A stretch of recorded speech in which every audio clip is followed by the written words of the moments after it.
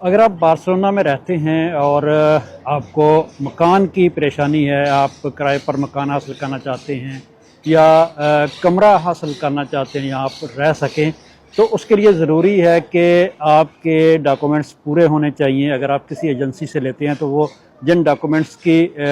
ज़रूरत मांगते हैं तो वो आपके पास होने चाहिए। दूसरा जो इस वक्त फ्रॉड चल रहा है बार्सिलोना के अंदर वो ये है कि मुख्तलिफ सोशल मीडिया के जो पेजेस हैं उनके ज़रिए